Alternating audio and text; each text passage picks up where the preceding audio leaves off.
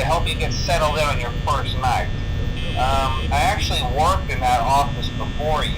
I'm finishing up my last week now, as a matter of fact, so I know it can be a bit overwhelming, but I'm here to tell you there's nothing to worry about. You'll be fine.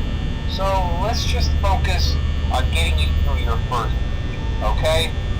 Let's see. First, there's an introductory greeting from the company that I'm supposed to read.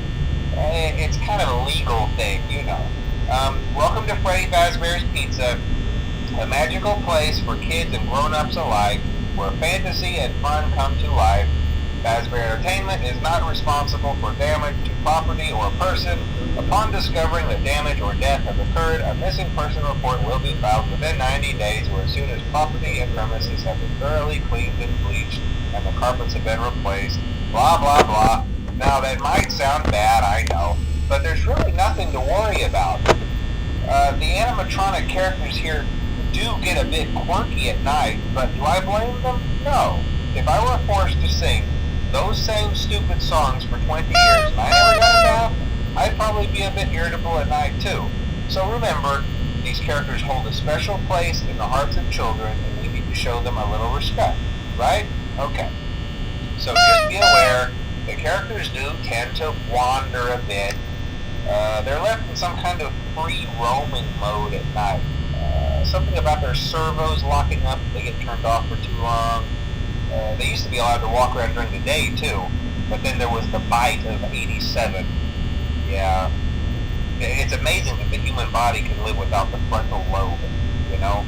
Now, concerning your safety, the only real risk to you as a night watchman here, if any, is the fact that these characters, if they happen to see you after hours, probably won't recognize you as a person.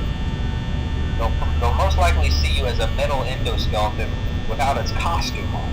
Now, since that's against the rules here at Freddy Fazbear's Pizza, they'll probably try to forcefully stuff you inside a Freddy Fazbear suit. Now, that wouldn't be so bad if the suits themselves weren't filled with cross beams, wires, and animatronic devices, especially around the facial area. So you can imagine how having your head forcefully pressed inside one of those could cause a bit of discomfort and death. The only parts of you that would likely see the light of day again would be your eyeballs and teeth that pop out the front of the mask. Yeah, they don't tell you these things when you sign up. But hey, first station of the breeze. I'll chat with you tomorrow. Check those cameras and remember to close the doors only if absolutely necessary.